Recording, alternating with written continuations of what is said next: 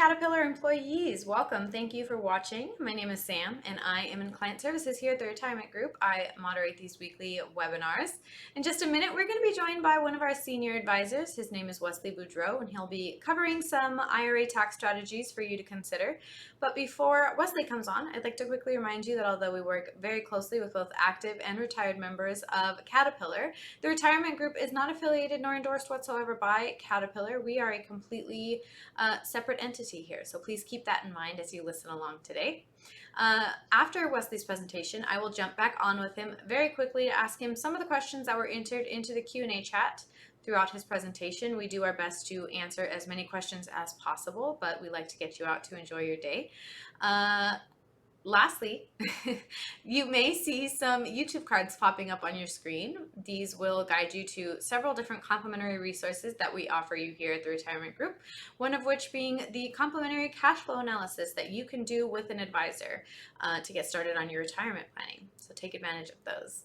And without further ado, let's bring on our speaker, Wesley Boudreaux. Hey, Wesley. Hey, Samantha, thank you. Appreciate for that introduction. Like she said, we are going to be going over some different tax issues that we come across with clients and prospects, but primarily we're going to talk about some different IRA strategies that can be beneficial to you both pre-retirement and post-retirement when we're likely to work with you on a more one-on-one basis. But let's get into some tax changes.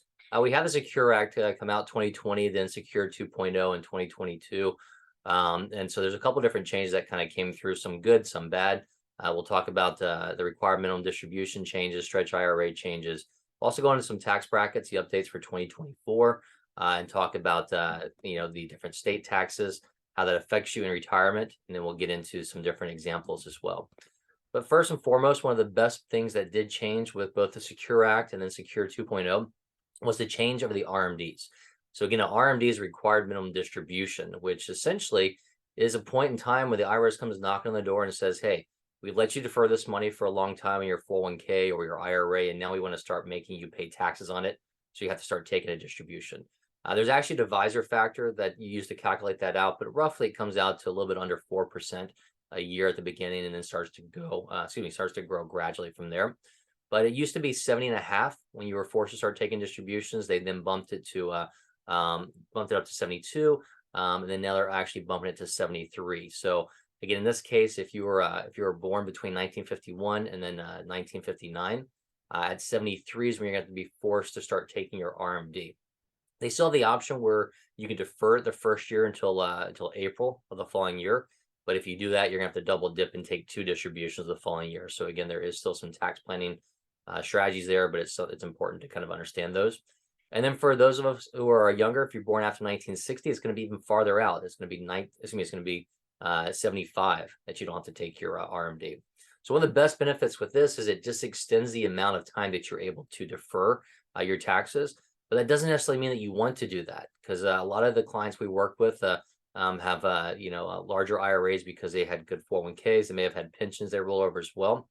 So if we just continue to not taking distributions and deferring that out, come 73, come 75, you might have a pretty big tax bill because you're going to be forced to take out a large amount. So the benefit of stretching this out farther gives us more planning time frame for Roth conversions, things like that. We'll kind of touch on a little bit later in this webinar, but to be honest with you, most of that's a good one-on-one conversation to see where it fits you specifically.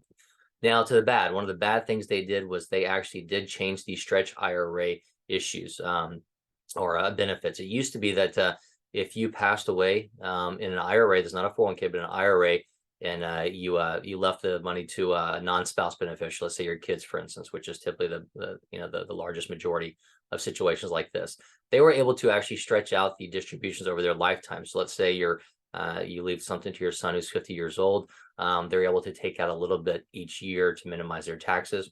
Now that's been changed where they have a 10-year rule where it has to come out within the next 10 years. So they can take it out 1/10 at a time if you want, or all at once, but essentially it has to come out within 10 years. So what that means, it could be a bigger tax hit to them, especially we hope that when we pass away, our kids are in their 50s, maybe 60s or so. But if they're in their 50s and they're still working, they might be in their higher income years. And now on top of that, they've got to take a distribution from your IRA. They inherit it, so it could be bump them into an even higher tax bracket, which in turn could generate more income for the IRS, which is probably one of the reasons for this. Spouse beneficiaries, no changes there. You can still, that will still go to your spouse. He or she can actually go ahead and just move that over to their own IRA and continue to take that out on their own schedule. But if you were taking RMDs already, so if you're over 73 or over 70.5, if you were taking them before, then they do have to at least continue making those options. Another change, a beneficial change, was the addition or the removal of the rule saying you cannot make contributions after RMD age. It used to be at 70.5, you got to take your RMD. You also couldn't make any contributions to an IRA. So let's say that somebody retires and goes back and maybe works at a hardware store or Walmart or somewhere, or does something just for some part-time enjoyment and wants to put that money away in an IRA. They can still do that, whether you're 70.5 or whether you're 80 or whether you're 90. If you're still working and want to put money into an IRA, you can still do that as well. So that's actually a good benefit there we have. And jumping into the taxes, the tax brackets have not changed. They're still the same here. We'll see what they do for adjustments in 2025 when those tax brackets sunset. We'll see if they keep them or if they bring them back to the old brackets or do something differently. But be rest assured, we'll give you an update on that once we get it. But let me kind of zoom in here a little bit because this is kind of a busy slide. But just to give you kind of a breakdown, again, there's the 10, 12, 22, 24, 32, 35, and 37% bracket. Let's take a look at, for an example, in that second column for married filing joint. Let's look at that 12% tax bracket. So that goes from 23,200 up to 94,300, and then the standard deductions are almost about 30,000 there. So what that means now is, let's say if we're working with a married couple and they're retired, they've got just shy of about $127,000 that they can pull in before jumping from that 12% to the 22% tax bracket. So a pretty big jump, 10% jump. That gets into an example of those Roth conversion strategies we talked about before. So let's say that I'm gonna round the numbers, make it easier. Let's just say 130,000 is kind of the cap of the 12% when you factor in the standard deduction and the normal tax bracket. It's a little bit shy of that. But let's say that somebody only needs $70,000 to live off of. That means they theoretically could take out another close to $50,000 or so and only pay 12% taxes on that. And I would argue that 12% is a pretty favorable tax treatment. Chances are those tax brackets may go higher down the road. And then also, if they are not taking out too much, if they've got a good sizable amount in their IRA or 401k, that could be growing and they could be forced to take out more later when they hit that RMD age. So it may be beneficial for this specific couple to, let's say, take 40 or 20 or 30 or 40, maybe even $50,000, convert that over to a Roth IRA, pay the 12% taxes now, and let that portion now grow tax-free for themselves or for their beneficiaries. And if you can do that for a couple years, then you're able to build up a pretty nice size Roth IRA. And so when you do hit that RMD age, now you're able to kind of pick and choose. Okay, I've got to take something from my IRA, but do I want to supplement it with my Roth? So there's definitely a lot of planning there. But again, it's a case-by-case situation because there are some different gotchas where even if you're in a very low income bracket, it could affect your Social Securities. Conversions could affect IRMA, which is going to be the premiums you pay on Medicare. So a lot of things for us to go over with you one-on-one. And then again, the capital gains taxes, still 0, 15%, and 20%. That 0% is going to be for under about $94,000, and then there's a pretty big range for the 15%. But this gets into a lot of planning, especially if we're working with individuals that may have NUA. That's net unrealized appreciation in their 401k. If you don't know what it is, give us a call. We can go through that with you.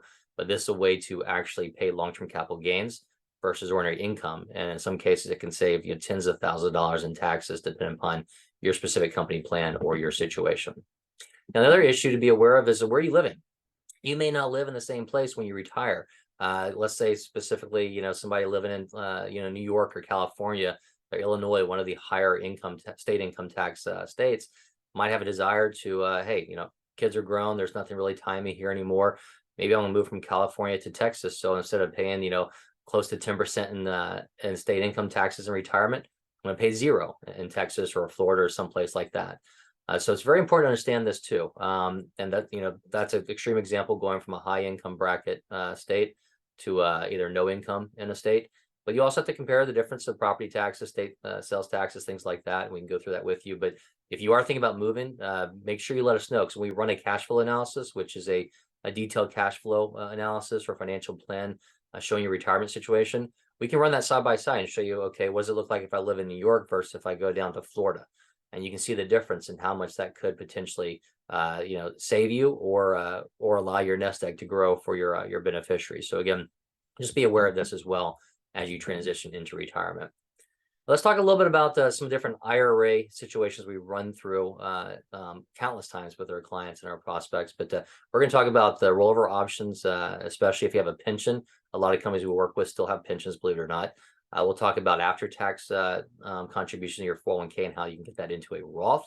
And we'll talk about that withdrawal strategy once you get into retirement. What are the pros and cons there? The kind of the old school method versus what we probably would suggest after digging into a detailed cash flow analysis with you. So most of you, hopefully on this call, have a 401k plan. You're making contributions to it. Hopefully you're in a company that does still provide some company match. Once you retire, you have the option, excuse me, you have the option of just simply keeping that money in the 401k plan or rolling it over to an IRA. And there's different pros and cons there. Obviously, if you want to work with a retirement group, we would do that using an IRA. We clear through Charles Schwab. But if you like the 401k plan, you can stay there as well. But usually there's a lot more choices in an IRA and more help and guidance from firms like us as well. Now, if you also have a pension plan, it may be a classic plan where all you have is that pension, the monthly annuity you get, and that's okay. Some of the companies we do work with do also have a lump sum conversion option. So if you say, hey, I don't want to take this, let's say $4,000 a month for the rest of my life because I don't know what my longevity is like, or I want to make sure I can provide for my beneficiaries, or maybe I think I can grow it better myself, or I want more tax flexibility in planning. You might have a lump sum option. So you could also take that lump sum, roll it into your 401k, depending upon the plans, or roll it to the IRA. So a lot of times when we work with individuals, if they do that, we're looking at both the 401k and the pension lump sum going into an IRA. That's not a distribution. It's simply going from one tax deferred account to another. So there's no taxes associated with that. But there are some different nuances to be aware of in that 401k plan. As fiduciaries, we're going to go through there, let you know if it does make sense to do that. I'll give you kind of a heads up. Let's say if you're retiring between 55 and 59 and a half, if you're talking with an advisor and they're telling you, let's say you're 56, and they're saying, hey, roll everything over to us, we want to help you manage it, they may not honestly be looking out for your best interest. There's a rule where if you turn 55 in the company plan, you're able to take distributions without that 10% penalty. So even if you had, let's say, a $600,000 401k, want to roll it all over, we might say, well, okay, we can do that, but we might want to leave at least 100,000 behind or something like that in case you need to tap into it for something in the next couple of years before that 10% penalty goes away in the IRA at 59 and a half. So again, just to kind of food for thought, keep that in the back of your mind if you're retiring a little bit earlier. Now, one of the things we can actually help you out with while you're still working is looking at the potential spillover rollover into a Roth IRA. If you've got some after-tax money in there, maybe you've been, just decided you want to put in after tax because your plan allows you to take withdrawals. You're looking at it as a kind of a rainy day fund, or maybe you've hit the pre-tax limits and it's rolled over into after tax, whatever the case may be. If you've got after tax built up in there, what's going to happen is it's going to grow tax deferred in the 401k vehicle. So you're still going to pay tax on the growth. But that cost basis, depending upon your plan, it all depends upon the plans, the source specific distribution options. But some of the plans we work with, you're able to actually take that money out. And I'll give you an example in just a moment. But you're actually able to take that money out, the cost basis, roll it over to a Roth IRA, and the earnings rolled over to a rollover IRA. So again, there's no taxes on that transition. But now that after tax, excuse me, that's in that Roth IRA is going to grow tax free versus tax deferred. So a lot of times this will happen when, we come across somebody who's about to retire. Maybe they've got a good chunk, $50,000, $100,000, even more in that after tax. We get that over. But it also works with individuals who are still working and maybe even haven't made contributions into after tax. We can have a conversation of a way to essentially kind of load up on a Roth IRA in the coming years ahead. So let's take a look at an example for that. So let's look at somebody who maybe is 49 years old, so a year away from the catch-up options. They make $180,000. They've been making contributions the last couple of years. Let's say at 45, they bumped it up to 15%. So at 15%, that's about $27,000, which is above the contribution limits for this year, but also the contribution limits for the previous couple of years. So what happens is, let's say in this company plan, for most company plans, if you max out your pre-tax contributions, they won't just stop it. They'll keep taking those distributions, but they'll roll over to after tax. So in this case, let's assume this person has a built up an after tax balance in their source of about $40,000 over the last couple of years. But by rolling over, having that after tax contribution come in, that 40,000 is not all cost basis. So what happens is a lot of times, assuming we have earnings, which we've had over the last couple of years, and assuming there's growth, you put those after tax contributions in there and then they'll grow. But again, as I mentioned before, they'll grow tax deferred. Eventually you'll pay taxes on them. So looking at it, if we did let's say this person had put in 26,000 over the course of the last couple of years, it grew to 40,000. They could leave that in there and let that continue to grow for the next, let's say 5 to 10 years or 15 years, depending on how long they stay in that plan. But all that growth will be tax deferred and eventually they'll pay taxes on it. The other option is we could actually take that, split it up, have that 26,000, again, if the plan allows, have that 26,000 go to a Roth IRA, and the growth, that 14,000 or so, go over to a rollover IRA. So that all grows tax deferred. I think we got a kind of a grid or example on the next page to kind of show you flowchart style. But ultimately, the issue is to review if this is something that's available to you. And we can also look at reviewing, what's the contribution schedule going forward? Does it make sense to still do everything pre-tax? Do you want to split it up? Half pre-tax, half after tax. Is there a Roth 401k option within the 401k plan? Do you want to do that? Or would you rather put into the after tax so you can move that to a Roth IRA with more selections? There's a lot of different choices to go through there. So again, it's not just something to focus on if you're older or about to retire, but if you're younger and you're maxing out or you want to build up a higher Roth IRA for tax-free growth, that's an option as well to review. So a quick flow chart of this example. So let's assume that person had $650,000, about 40,000 of it was after tax and about 610 pre-tax. We're not going to touch that pre-tax or the company match. That's going to stay the same. It's going to continue to grow and you continue to make contributions there. But looking at that 40,000 at this point in time, we can split that up. Again, the 26,000 cost basis to a Roth IRA, the 14,000 gains to a rollover IRA. So now that 26,000, let's assume it just grows at 6% rate of return for the next 10 years. That's going to be probably about $20,000 or so of growth, which would be tax free. So it could save you a couple $1,000s in taxes. And if we kind of fast forward, do this year by year, if this person can still make those contributions, excuse me, then we can continue to grow that Roth IRA on the sideline. But again, they'll be turning 50 next year, so they have catch-up contributions, could do as high as about 30,500. So we'll have that conversation as well with them. Let's fast forward to somebody's retired and they're starting to take distributions from their account. When we run a cash flow analysis, the default mechanism on our tools, which you're going to see pretty much anywhere you go, is they want you to defer money or defer your taxes. The assumption is you don't want to pay taxes until you have to. So most of these plans will assume you tap into your taxable accounts first, like your bank accounts or brokerage accounts, things like that.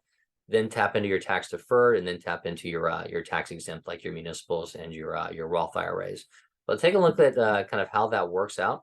You can see this chart. Let's assume that somebody maybe they had $1 million and maybe they had 100,000 in the bank and CDs or brokerage accounts. So in this case, in this example, they might plow through that for the first 2 years or so, and then they're looking at just tapping into their tax deferred, their IRA or 401k, and then they're trying on Social Security. That's that yellow there, and if they have a Roth IRA, let it continue to grow, and then take that out towards the end.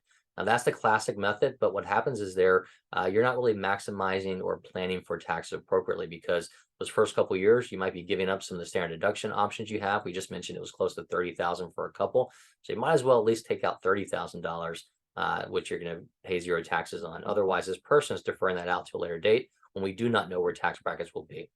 So alternative will be, this is again just kind of a high level. We go through a cash flow analysis to get your specific details in play, but might be at a minimum, like I said, fill up the tax deferred buckets with that standard deduction, maybe more. Maybe we say, hey, 12% is a pretty good rate. Let's go and fill that up. And then if we want to kind of pick and choose, maybe take some from tax deferred, some from the bank if we need to, if we're managing those tax brackets. And again, the tax brackets change over time, administrations change, so we're going to manage those year by year. And you may look at a combination. The Social Security kicks in. Now you're taking some tax deferred, maybe some after tax. You still want to maybe defer that Roth IRA if you can, and then you start to determine, okay, I hit the RMD age. Maybe I want to take some from my Roth, some from my IRA.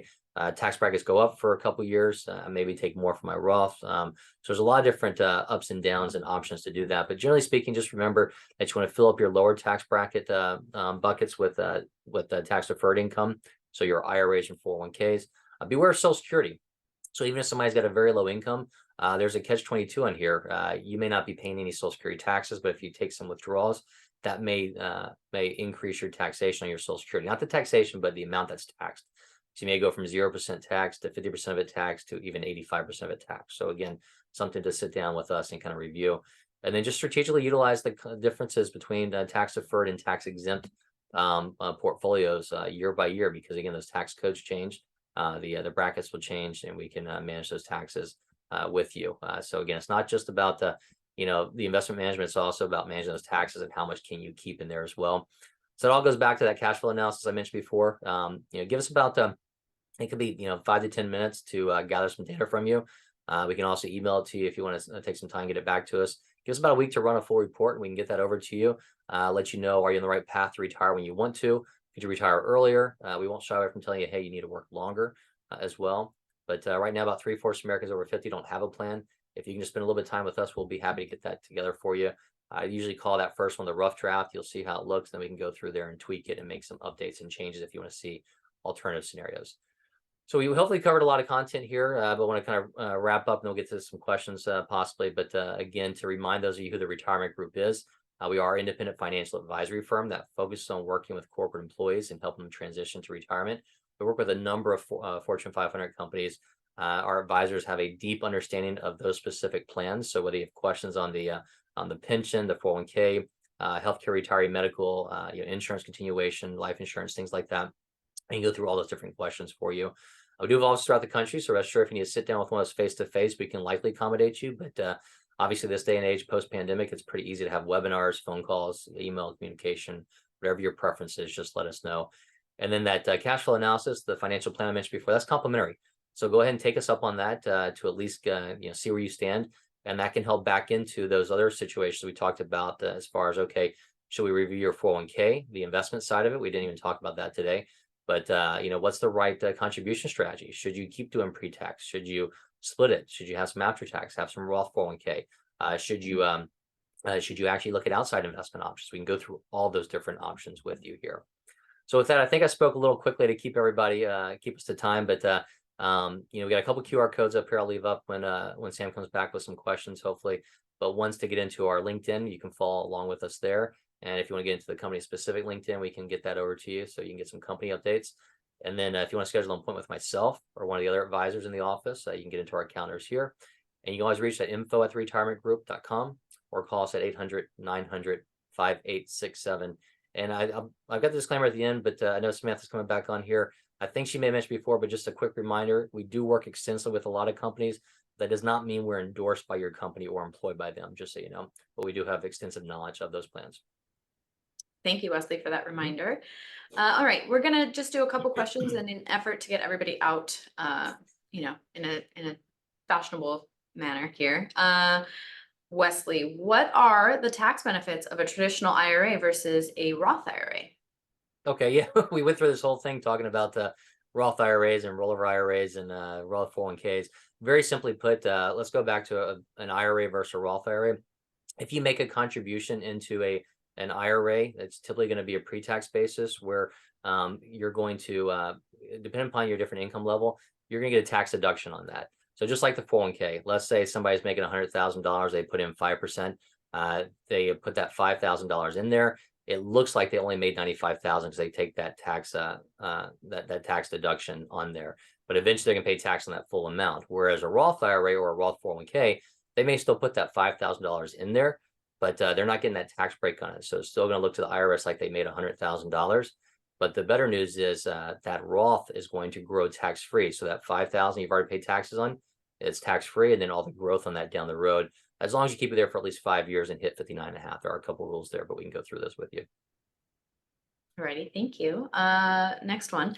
What can I do to protect my IRA from inflation? Well, hopefully we're we're selling in, and we're hopefully behind that. We've seen kind of the Fed rates pause here for the last 6 months or so. But we did work with a lot of clients on this the last couple of years. We talked about inflation, but Some different things to kind of be aware of. It depends upon your 401k, what choice you have. You may not have that many versus IRAs. There's more options, whether you want to look at TIPS, Treasury Inflation Protected Securities, look at commodities. We tend to focus a lot of times with the retirement group on value funds. So different companies that have, that pay good dividends, meaning they've got cash on hand. They're not stuck borrowing when borrowing costs get higher.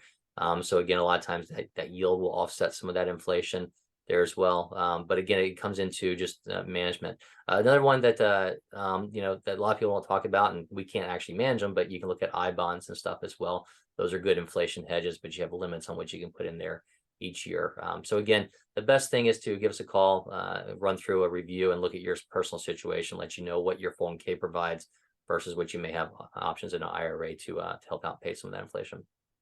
Yes, there are definitely so many factors that it would be so advantageous to use those QR links, use the links in the chat, contact Wesley to talk to him about your specific situation.